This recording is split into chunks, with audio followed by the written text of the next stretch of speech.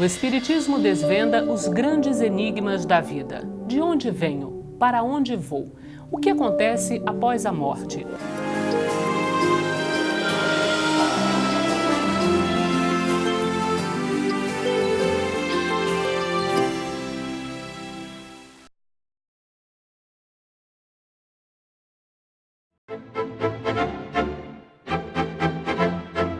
Olá, começa agora o programa Transição, a visão espírita para um novo tempo. No programa de hoje, o tema a ser abordado é criacionismo e evolucionismo. E para abordar esse tema, então nós vamos pedir que Divaldo Pereira Franco, nosso querido convidado de hoje, possa conceituar essas duas questões. Primeiro, muito obrigada pela tua presença, Divaldo. Um grande prazer, Delmar. E agora, conceituar criacionismo e evolucionismo. O criacionismo é a doutrina que se encontra exarada no Gênesis, na Bíblia. É a proposta apresentada por Moisés a respeito da criação do mundo. Allan Kardec, com muita propriedade, fazendo uma análise dessa questão, informa: à época de Moisés, a cultura era muito limitada. O nível de consciência das pessoas, principalmente do hebreu, um povo nômade pastoril, que ainda não havia encontrado a denominada Terra da Promissão, não teria como entender a criação do universo. Então Moisés, inspiradamente, utilizou-se de símbolos compatíveis com o nível daquelas inteligências. E então nos dá a ideia da criação em 7 dias, sendo que o último é o do repouso. Nessa proposta mosaica, nós poderemos ver, de certo modo, a sabedoria, porque se transformarmos os dias em eras, veremos que, de alguma forma, ele percebeu a grandiosidade do universo. O criacionismo bíblico, portanto, é aquele que nos oferece a presença de Adão, arrancado do lodo da terra, daí a palavra Adão, que vem do barro da terra, no qual, depois de modelar esta forma humana, Deus teria aplicado o hálito da vida à alma, e Adão se torna a primeira criatura humana.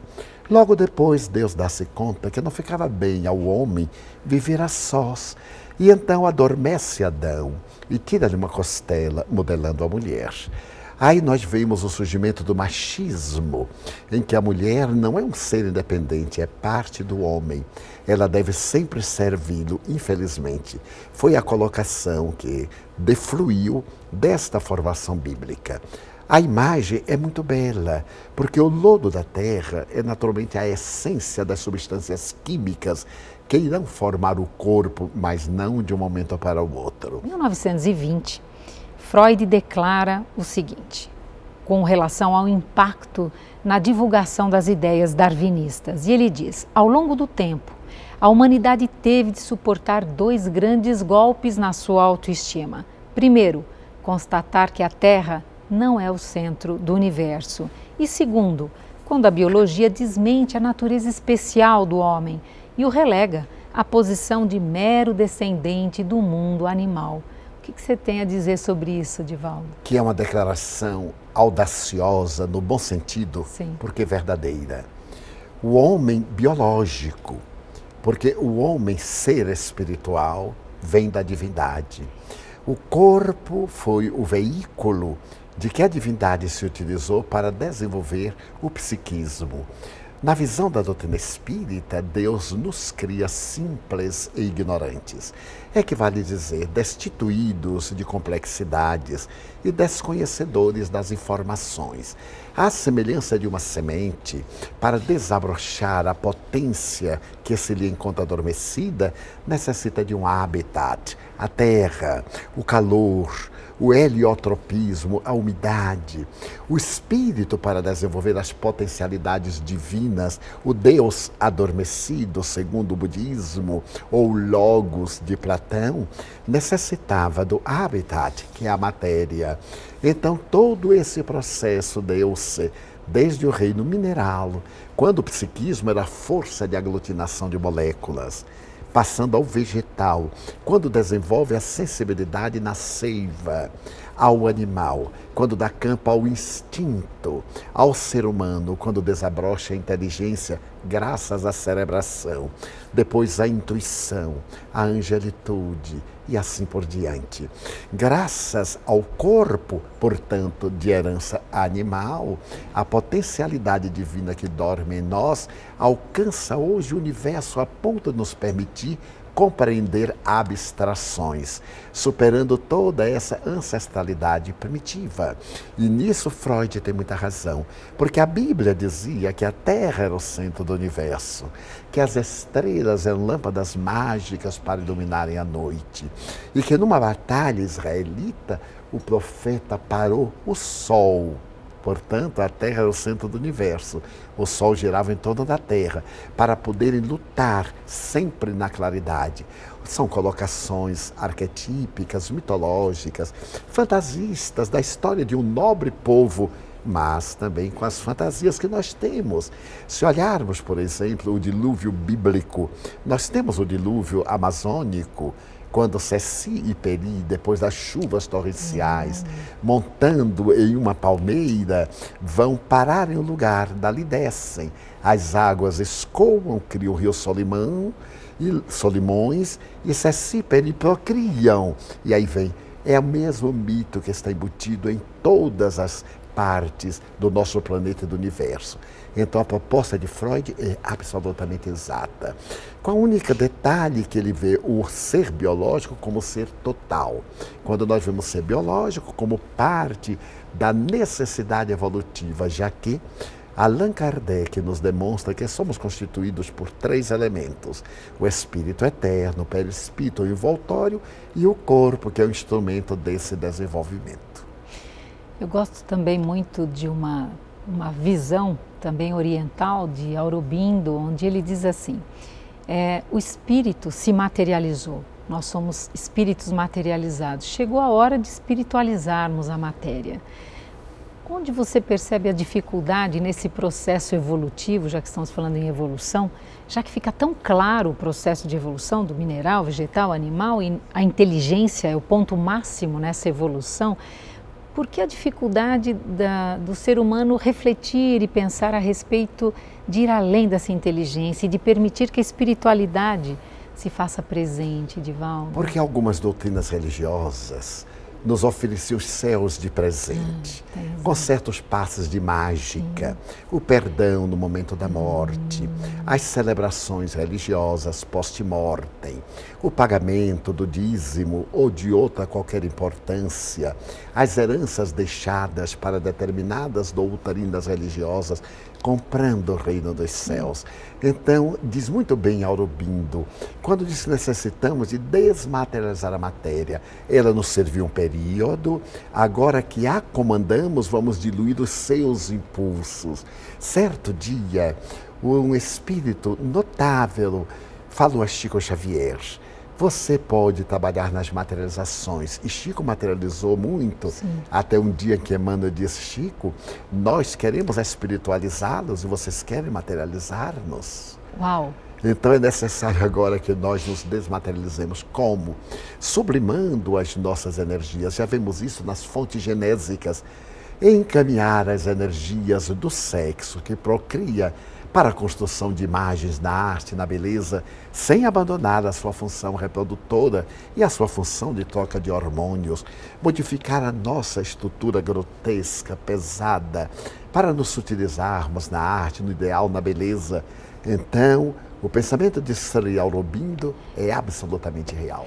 E aí você trouxe a memória de Chico Xavier, e entre as tantas histórias, Rubens Geminiasi, ele contava a respeito de um episódio onde Chico Xavier, falando de uma maneira tão amorosa, tão elevada, em sintonia com a espiritualidade, diz que do seu cardíaco começou a emanar uma luz.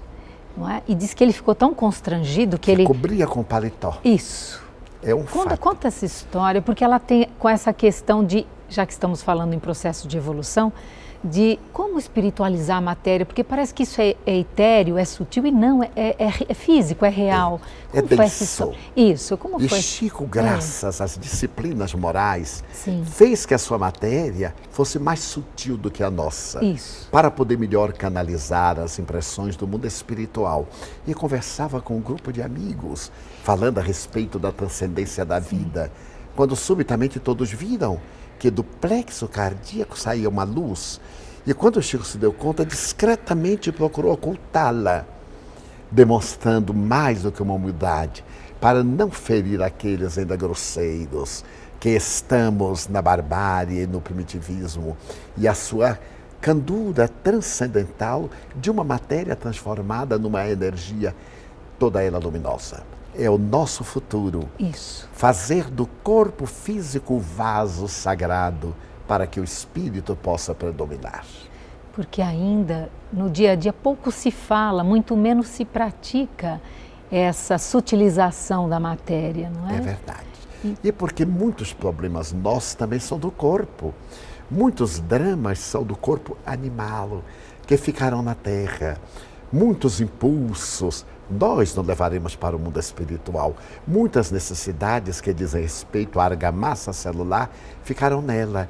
Então nós vamos já transubstanciando-as em energia, vivendo mais do psiquismo, procurando ter uma vida mais espiritual, menos táctil, mais transcendente, como nós tivemos a ocasião de conversar, até chegar ao período da intuição, sem verbalizar as ideias. Teria sido Darwin o responsável aí pela separação da ciência e da religião, Divaldo? Infelizmente, quando ele colocou a sua doutrina, gerou o materialismo mecanicista, pelo menos abriu as portas. Porque os cientistas que não aceitavam com os filósofos a tese ancestral divorciaram-se, mas não tinham elementos. Com o darwinismo, eles começaram a ter os equipamentos materiais através dos fósseis.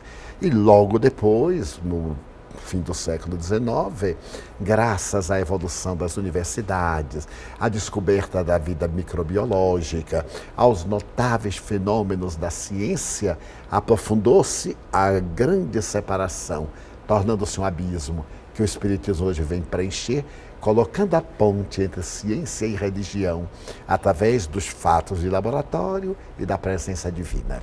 Aliás, segundo o Evangelho segundo o Espiritismo, já no capítulo 1, essa aliança da ciência com a religião, que é tão importante, essa sem ponte. Dúvida. Porque a religião é a inspiração de Deus.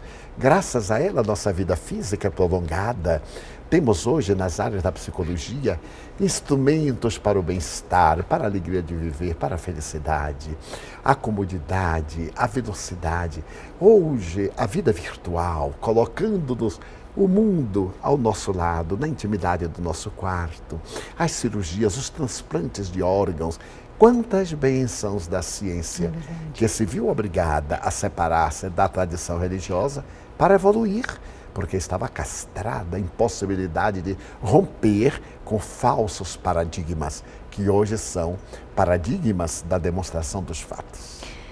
Divaldo, suas considerações finais sobre esse tema. Vivemos num momento de grandes alegrias.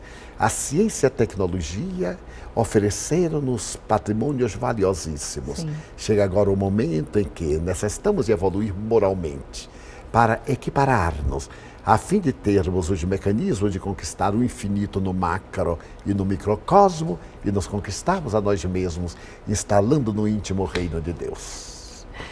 Muito obrigada pela tua participação, Divaldo. Obrigado. É sempre uma alegria enorme. Muito obrigada. E você que esteve em sintonia, esperamos que durante a semana reflita sobre essas questões e comece a trazer uma evolução para que a sua alma possa refletir o seu corpo, nas suas emoções e nas suas palavras. Até o próximo Transição, a visão espírita para um novo tempo.